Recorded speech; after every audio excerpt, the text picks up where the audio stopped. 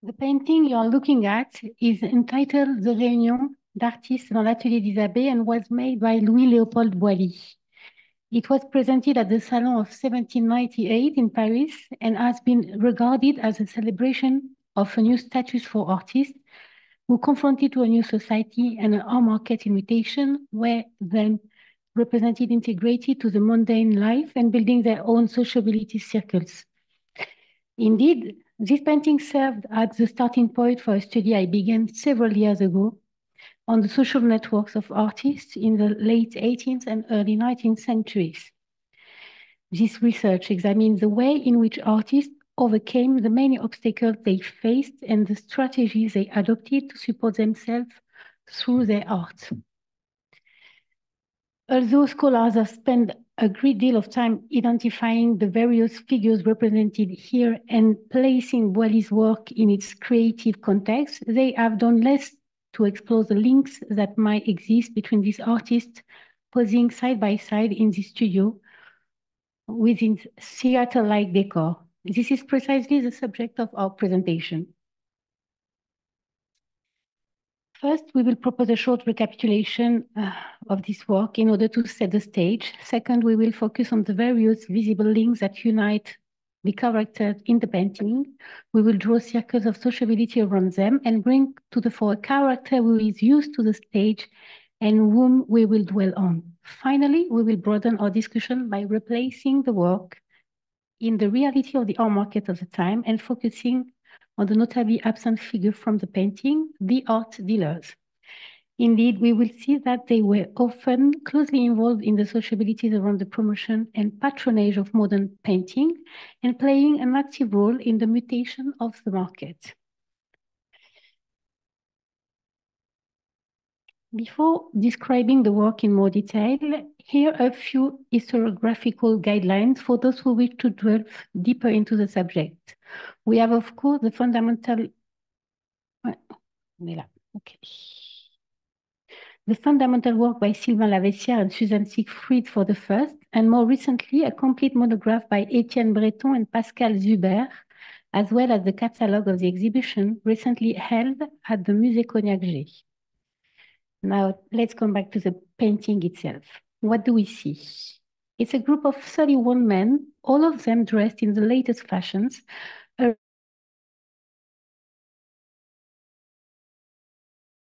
reveals both the nature of the place in which the group finds itself and their professional activity.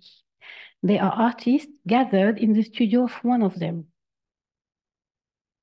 In traditional representation of studios, we usually see artists working, dressed casually, surrounded by tools that suggest artistic practice. Here, the only element suggesting this activity is the easel to the left of the canvas. This imposing canvas, which is usually devoted to history painting, recalls the studio of the painter who made his name in miniature painting, Jean-Baptiste Isabey. Here, you can see Isabey wearing a red coat on this image.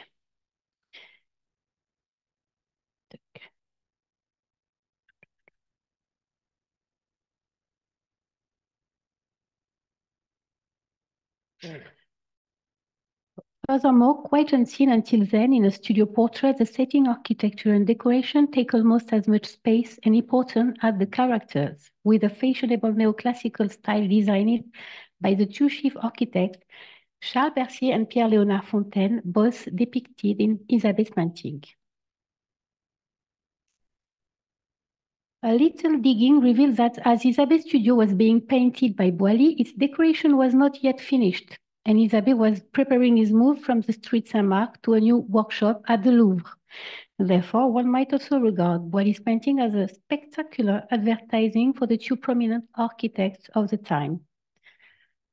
As you can see here, Boilly painted various representations of artist studio. Nevertheless, as Suzanne Siegfried observed, his Isabey studio is quite singular.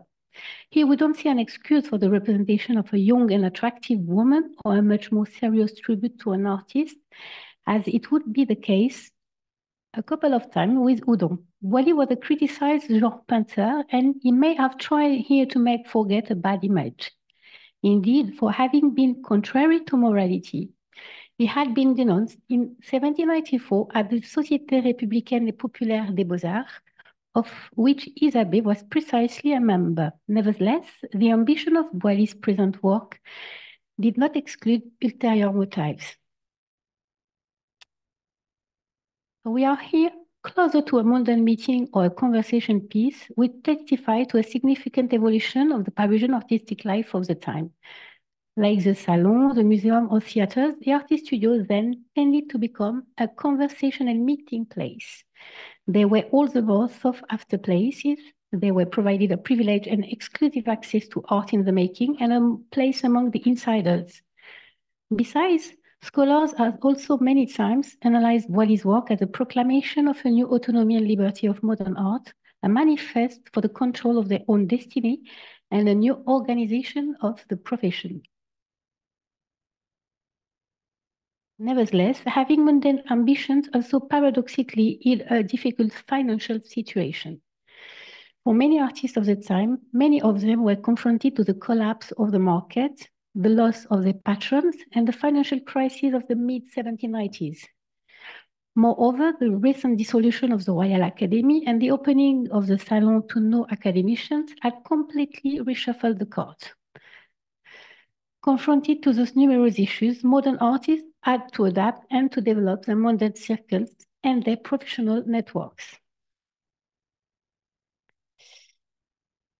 Nevertheless, beyond its dimension of manifest, what can we say about the connection of the painting with the reality of the art market and its sociabilities?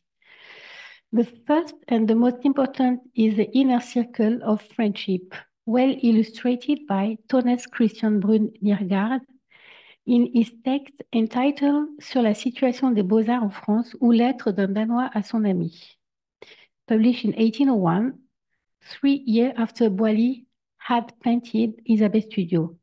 This Francophile, you can see the text on this chart. This Francophile scientist and art lover of Danish origin recounts his various artistic visits, but that's not all. He comments on current artistic events, lists his favorite, and talks not only about his own practices as amateur, but also those of other art lovers who, like him, have collected and supported contemporary art. One name appears repeatedly in this text. It is the name of one of the figures depicted in our painting, and referring to François Gérard's portrait of him, which he exhibited at the Salon of 1797, he said, "We still have Gérard's portrait of the citizen Chenard, a famous artist and friend of all those who cultivate the fine arts." But who is this Simon Chenard? If this man's name is completely forgotten, his face, as you can see here, his face has made the round of the history books. His image has become part of our collective memories of the French Revolution. You can see him here in this iconic image created by Boily, who depicted him dressed as a sans-culotte and carrying the flag. He was a pretty famous comedian singer from the Opéra Comique. In the Isabey studio, he has been placed next to the author of the painting himself, as you can see here. Boily is putting his hand on his shoulder, a quite friendly and familiar gesture. And one might wonder whether it was a pure stage attitude, as it has often been said for the wall painting, or the reflection of something deeper. This collection, the collection gathered by Chenard, which we literally dismantle, reveals a multitude of influences from different social environments. That of close friends, that of the Société des Amis des Arts, artistic societies such as the Enfants d'Apollon or les Amis de la Goguette. Put together from the 1790s to the death of the actor in 1832, this collection also bears witness to the evolution of taste between the French Revolution and the Restoration. Let's take a closer look at how friendship has played a part in shaping this collection. Chenard was a very close friend to several of them, as we can see with these numerous representations in portraits and drawings. Brunner described him as a friend of everybody who promotes the art, and it is significant that he appeared in the middle of the Isabey studio by Boilly with many artists, painters, sculptors, architects, musicians, and actors. In the art of these friendship circles, we must highlight the very strong friendship between Boilly and Chenard. Boilly was one of the most represented painters in the collection, and it was no coincidence. In the Isabey studio, he appears next to Chenard with a friendly attitude. Chenard had been represented many times by Boilly and in very various outfits, in sans-culotte, in his trademark role of the deserter, in a merchant of cocoa, alone with his familiar friend. We don't know the way they met and became friends, but Chenard and Boilly had known each other since the 1790, as Chenard appeared as the godfather of Boilly's 5 children in an archived document of 1795. We can also highlight various gifts like this self-portrait of Boilly as a sans-culotte. At the back, we find the following words, quote, portrait of Boilly done and given to his friend Chenard, year 1799, end of quote. Next to it, we can see the grisaille inspired by the portrait, which I quote, dedicated to friendship, and this portrait of Chenard's mother as a people woman. On the lighter side, we can see here those preparatory drawings also by Boilly of La Folie du Jour, La Pièce Curieuse, and a trompe-l'œil called Chat Gourmand, which were in his collection.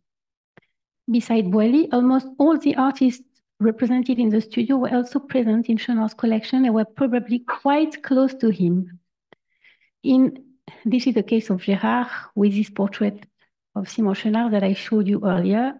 On the right, here is a drawing by Boilly, recently presented at the Salon de Dessin in Paris. It illustrates the friendship between the collector and the artist.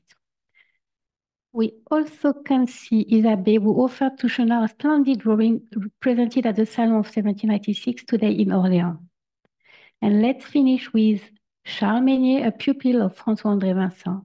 Here you have the allegory of beneficence, and now you can see a drawing that he gave to Chenard, as indicated by the following words on its back, done and given to Chenard by his friend Meunier. I won't show you all the identification of works in relation that I could find. It turned out that almost all the painters appearing in the Isabey studio were collected and friends of Chenard's.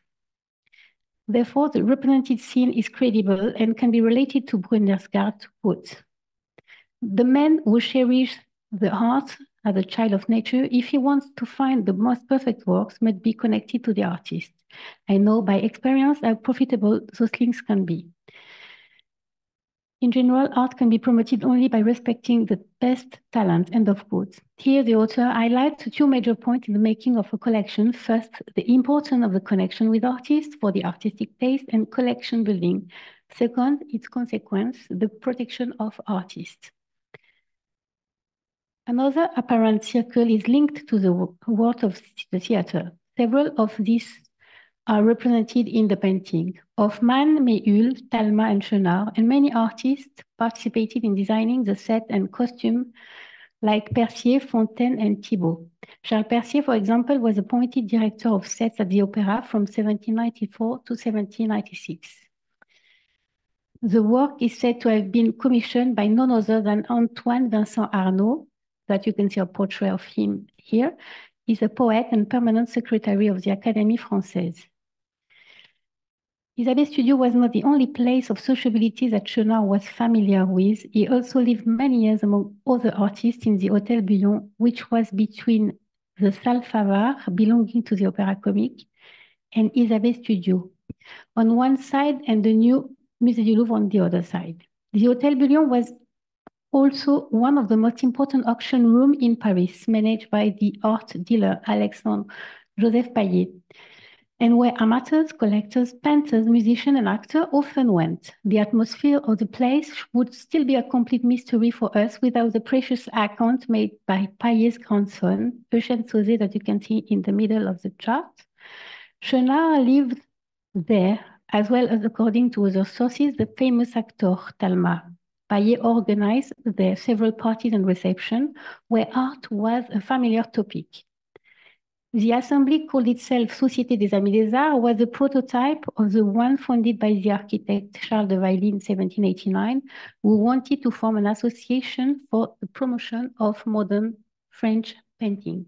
Therefore, we are not surprised of finding in those 16 men portraits, or portraits des 16 membres de la Société des Amis des Arts, in the first row, Chenard and Boilly.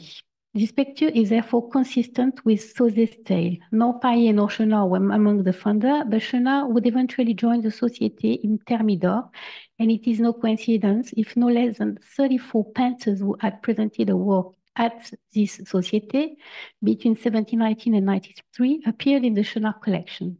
Many of them also appeared in the Isabey studio. The Société des Amis des Arts is another important circle of emulation and collection connecting to the Boilly's painting, the Isabey studio to the Chenard collection. Our presentation of the circuits around Chenard could not be complete without what I call here the invisible of Isabey studio, the art dealers. Indeed, the other piece of the puzzle was omnipresent in the collection. First, let's remind that there was no dedicated market of dealer for modern paintings. Of course, trends and specializations could exist, but basically in late 18th century France, modern were mixed with old masters among collections, shops, and auction sales. Besides, they were often collected as an extension to old masters and not for themselves. Nevertheless, several experiments and innovations, such as the opening of the Salon to non-academicians or the organization of the Exposition de la Jeunesse by the dealer Jean-Baptiste Pierre Lebrun, modified the structure of this market and made the modern production more visible. In parallel, patriotic collection developed sometimes impulsed by the Société des Amis des Arts, whereas the art market and the modern production got closer. The circle of sociability around Chenard also included major art market figures of the time. They were among his neighbors at the Hôtel Bullion and were part of the Paillet circle. The latter was mainly focused on old masters, and we don't have any clue about the possible influence on Chenard taste. But Lebrun, the dealer Lebrun, Paillet's main role was the creation of an environment of emulation. Lebrun was more interested in modern painting than Paillet. He opened his gallery to non-academicians for the Exposition de la Jeunesse, wrote an essay to encourage artists and supported several ones, such as Georges Michel, who was collected by Chenard. But the most influenced dealer in the gathering of the Chenard collection was probably Guillaume Jean Constantin. He was connected to Chenard, as we can see in the sale agreement between them that we saw earlier done in 1801 and today at the National Archive in Paris. But it seems that they had known each other since the late 1790s. Constantin, like Chenard, was a member of the Société des Amis des Arts. He was one of its founders, and as far as we know, the only member who was an art dealer. In those times of trouble, the French school appeared to many contemporaries in danger, and showing one's patriotism by supporting modern painters was an efficient way to give a good image or recover one's innocence. All the action held by the Société was then considered as examples to follow, and all its members regarded as generous benefactors. Several members of the Société were celebrated collectors like Chenard, Joubert, Sarrazin, but all of them were not interested in modern painting. Nevertheless, the Société favored the inclusion of several patriotic collections where modern paintings had a major part. Constantin was directly involved in several major patriotic sales in the 1790s by Godefroy, Didot, and most of the painters sold in the latter had also been purchased by the Société. With all those activities, Constantin and the Société des Amis des Arts created an emulation-friendly environment for the collecting of modern painting. Like Chenard, Constantin was very close to the artist. His posthumous inventory reflected his strong personal commitment with many modern drawings and sketches. In particular, he was very close to Prudhon and Isabey as an illustration. Here is a miniature portrait of Constantin painted by Isabey in 1796 and offered to his protector and friend. We can't anymore deny the sincerity of their friendship when one knows that Isabey and Constantin were buried side by side in the Constantin family compound at the Père Lachaise in Paris. As with Chenard, those strong friendship had also a professional side. Thanks to his familiar links with the famous Parisian editor family, the Didot, many of Constantin's friends could work as book illustrators. The most emblematic example can be found with the luxury edition of Paul and Virginie in 1806. We could find Giraudet, Prudhon, Louis Laffitte, Gérard, and Jean-Michel Moreau. In those times of trouble, this was probably a valuable income source for many of them. Constantin probably had an influence on Chenard from 1807, as he was the appointed curator of Joséphine Gallery at the Palace of Malmaison. The collection has the particularity of separating all masters from moderns and had probably a major role in the increasing Constantin prestige. It also influenced the artistic taste of the time, its museographic conception and modern painting reception. For example, the gallery catalogue edited by Mr. Didot in 1811 carefully separated ancient and modern painting. Chenard may have visited the gallery, which was open to all informed amateurs. He also probably knew most of its masterwork thanks to the catalogue. We can therefore observe an obvious community of taste between various collections gathered in those years in which the Société des Amis des Arts probably had a strong influence. Thus, the Atelier d'Isabey may be regarded as illustration of the artistic emulation which fostered those collections and where Constantin was probably a cornerstone. In a broader perspective, various art dealers were directly involved in those artistic emulation.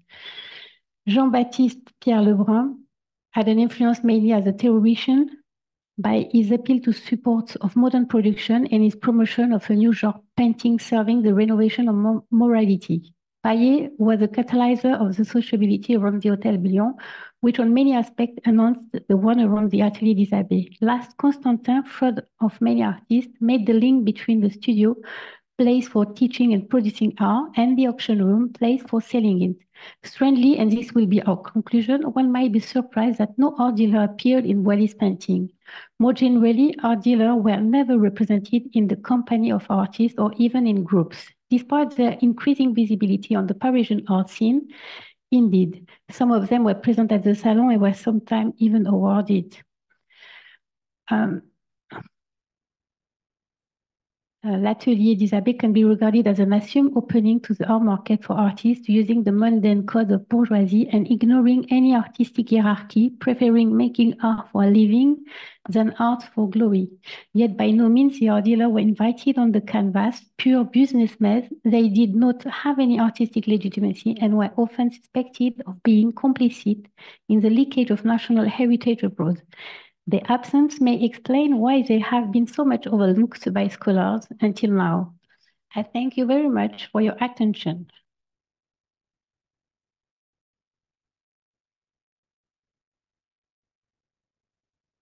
So thank you, Sarah, for this inspiring contribution and your analysis of Louis Leopold Boilly painting and the networks it portrays is remarkable. And your paper actually shows how the image, how the painting can be read and analyzed actually as a visualized network.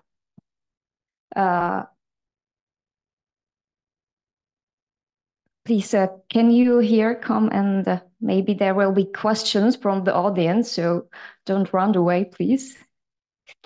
I was intrigued by the term sociability because in the Czech context, maybe it's not so used term. We can call it sociabilita or družnost. But also you have mentioned a collection of artists' friends, which actually point to supportive role of such relationships, which is, I think, important. Would you say that this collection of artist friends played such a supportive role only in the period of French Revolution that which is specific, or do you work with this term also in different social political contexts, or would it be different? It's a good question. I don't think it appeared with the French Revolution, but I think all the trouble creating by the crisis and the leakage and the flight of noble to a foreign country, maybe increasing the need of solidarity between artists themselves and between intermediaries or even dealers. But I'm never been able to notice something outside of the French Revolution for the moment. So I cannot answer that. Thank you. So I open the discussion. Are there any other questions or comments? I would like to know if there is some memoir regarding Isabey's studio, for example, from his pupils or friends.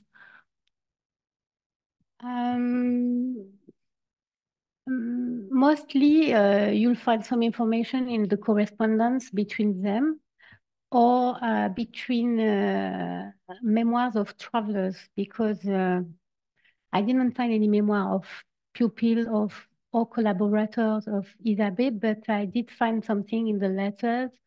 And for example, I presented Brune Niergaard, and his book is full of anecdotes. But there were many other travelers like John Trumbull, which is an American, or Richard, which is a German guy. But you have to go through a lot of memoirs to find any information about Isabey. You're welcome. Any other question? Thank you for the presentation. It was very interesting also for my PhD research. You mentioned the different interests of the three art dealers about old masters and contemporary masters. Is it also possible for you to say who of those three art dealers was also more interested in foreign artists, as also artists which came from Germany, Italy, or Spain? You mean modern artists? Yes. Okay. I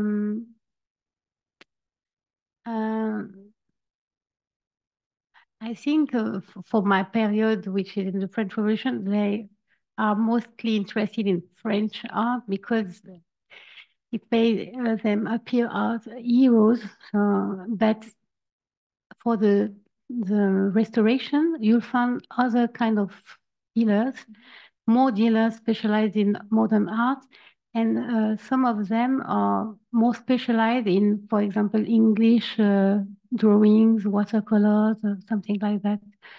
But for the French Revolution, I didn't find anything like this, but I need to go deeper.